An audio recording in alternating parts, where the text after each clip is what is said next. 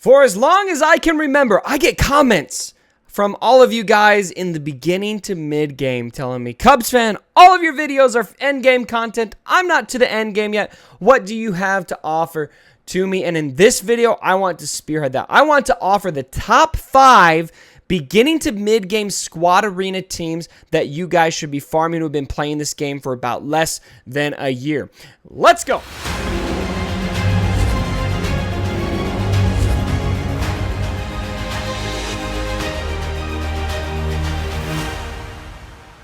All right, as I break down these 5 teams, please note there will be variations for each of these, so I will speak generally. We're going to kind of mostly be in factions for most of these, and I will offer the positives and negatives for each team for you to consider.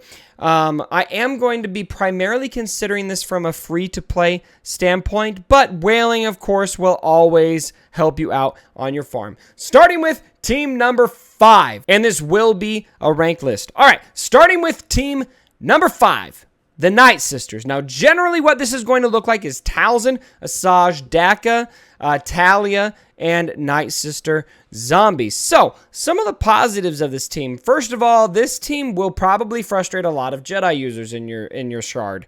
I know I, for one, do struggle against the Nightsisters with my Jedi team. I'm usually able to win, but it's at least annoying enough that if there's a Nightsister team, there's a Palpatine team, I'm probably going to pick the Palpatine team with my Jedi. So that's something to consider if you have a lot of those showing up. This is a great raid team, presumably, and we'll get into some of the negatives here.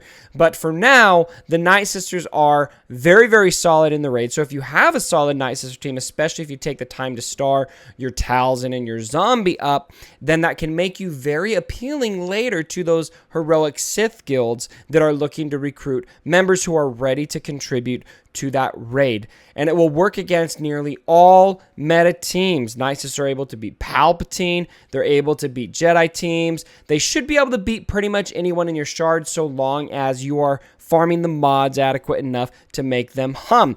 Some negatives to consider here. Obviously, right now in this game, this is August 2018, we have changes pending to the Nightsister faction. So by the time some of you see this video, maybe those changes are already in, and if so, I will leave a comment below pinned about that. But that said, I do feel like the Nightsisters could be in trouble in their overall viability. I'm not sure how much of a difference that will make, but for now, they are usable in raids. We do know that there's going to be some changes to Nightsister Zombie. Whether or not that affects their mid-game viability in the squad arena remains to be seen. Another negative is it's mostly niche at this point, so it could paint a target on your back. When you're running something niche, you know, you've only got 1 or 2 people running that team. Some people may be tired. They may be looking for variety. It could make you a bigger target in your shard if you're running them. That, of course, depends on the shard. Based on the people that I talked to that were in the beginning to mid-game, I was only seeing a few Nightsister teams at the top of their shard, so that may or may not apply to you based on what the environment of your shard is like. Team number 4 is going to be a conglomerate of basically anything led by Rex. Rex is, and has been for a long time, by the way, if you're new to this game, the catch-all Swiss Army knife leader of Star Wars Galaxy of Heroes. Now, in the very end game, he's kind of phased out. Some people still do try to run him, but for the most part, he's kind of phased out. But in the mid-game, he's still going to be very usable. I've seen a lot of variations. I've seen some people running Rex with Raid Han, Nest, Thrawn, and Old Ben. I've seen some with Rex, Wampa, Talzin, Thrawn, and General Kenobi. Some mix Scion in there, or mix and match all of that. Whatever you decide your blend of Rex is, it will probably be effective for you because his leader ability is going to give your team so much turn meter for any critical hit, and he's going to have a very, very nice cleanse, which will help tremendously against some debuff heavy teams. So some positives here are going to be the utility. Rex is going to really help strengthen arena teams as a whole by giving them turn meter whenever there are critical hits dished out to your team. It's a mix and match kind of team. You've got a lot. It's very versatile. You're able to sub in characters, sub out characters as you please a lot easier than a lot of other teams just because it's not faction dependent. Rex's leadership ability affects everybody who is on the team almost equally. He gives a bonus to clones, but I mean, who's running clones.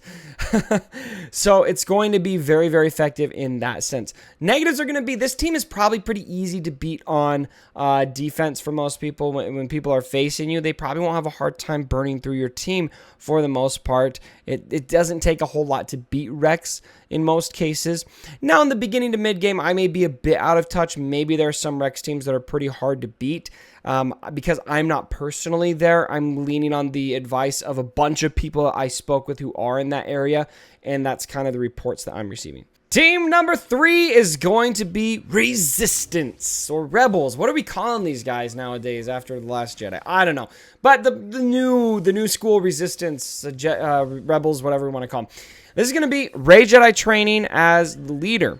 R2-D2, BB-8, and then variations which consist of maybe Thrawn, maybe General Kenobi, Nest, Scavenger Rey, even Resistance Trooper, those kind of characters. A lot of different options work, but the core 3 will be Rey, R2, BB-8, and usually Thrawn is going to be in there as well. Positives, fantastic to use in raids. You won't use Thrawn in raids, but Rey, R2, and BB-8, pair them with, say, Resistance Trooper, are going to be really, really valuable to phase 1 of the heroic Sith raid. In fact, before the Jedi kind of got their rework and they had some phase 1 viability, a lot of guilds, it was just a straight up requirement. You got to have this if you want to be in a heroic Sith guild with us, because they needed that to get through phase 1. That is going to really benefit you later, so that you can have that team that is useful in the raid to get you in the raid, so that you can get to the true endgame content at one point, which is going to be Darth Traya. This team will definitely be able to handle your Nightmare teams. It will definitely be able to handle your Nightsister teams. It struggles a bit against Jedi teams depending on the mods, but by and large, you should be able to take top spots with this team when modded correctly, so that is another positive. And then a lot of the characters are just very versatile. You got a lot of uses for these characters. R2-D2 is going to work in a ton of different areas. BB-8 and Rey are going to work fantastic together if you're running Thrawn. I mean, Thrawn speaks for himself. He's the Swiss Army knife of Galaxy of Heroes. He literally works anywhere. He's kind of like, Rex is the Swiss Army leader. Thrawn is just the Swiss Army knife for whatever you need. He will work. Some negatives.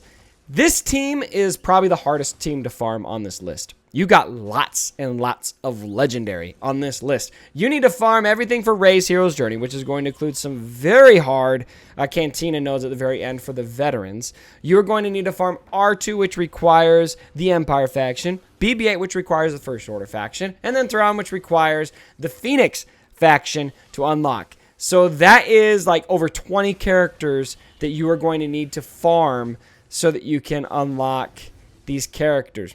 Now, the benefit is if you do farm those characters, you'll get them at high stars. They're free to play. It's just, it takes a while. By the time you're there, are you even mid-game anymore? You're kind of getting close to the end game at that point. Another negative is that this is not going to be meta. There's a lot of counters to this team. Rey's meta is kind of phasing out at this point. And so by the time you get this team, by the time you get to the end content, this team may not be viable anymore. Very likely it may just be limited to raids. I hope that's not the case, because I personally love the Rey Jedi training teams. I especially love facing them with my Jedi because they're easy to beat for me. But that said, you may want to think about that when you consider farming this for Squad Arena. Our second best Squad Arena team for beginning to mid game players is the Nightmare team. Yes, I'm not ranking them number 1, even though they probably would be considered meta in the true sense of the word. Well, what is the true sense of the word meta? They're probably going to be the most common team you see at the top is the Nightmare. Based on everybody I asked, I had a bunch of people send me the screenshots of their top 10 guys in their shard and what they were running, and 9 out of 10 were running Nightmare. This is just a very, very common team. What is the Nightmare team, you ask? Palpatine, Scion, Nihilus, Thrawn, and Vader. Positives. This is a very powerful team. It's going to work very well in the meta. It's going to work against pretty much every team. This is also another really important positive to point out. Probably the most important positive of this team is that it's a very, very solid bridge into the end game meta, which basically involves all of these characters just sub out Vader for Darth Traya. once you're able to get into a heroic Sith guild, or once your guild progresses to that point, you unlock Traya, throw her in there for Vader, and this team really goes next level. Maybe you'll sub out Thrawn for Sith Trooper, and you are feeling pretty golden. Some negatives here. This team is a bit hard to farm. You do need, for Palp and Thrawn, they're legendary characters. Now, the caveat to that is you could farm both of those guys with Phoenix, because Phoenix are rebels and Phoenix, of course, and so that works for Vader, or for Thrawn and for Palpatine. But look at the rest of them. Scion's in a hard node. Nihilus is in a single hard node. That takes a long time to get those guys. Vader's going to be available in achievements in Fleet Store, but still, nonetheless, it's going to take a while to farm this team to 7 stars, especially. This team can really get destroyed by Jedi teams as well. And I do know a lot of Palpatine teams will struggle to even win on offense against those Jedi teams. And so that is something to consider. How many Jedi teams are you seeing in your shard? That could greatly determine how intelligent it is to farm this team to do well in your arena. And then my last negatives. Do you really want to be that guy? Do you want to be that guy that's running what everyone else is? Come on, be unique, be different. Don't be the status quo. Don't do that. The number 1 squad arena team for beginning to mid game is the Jedi. Now, I know there's going to be people in the comments saying that I am biased, but hear me out. I'm being serious here.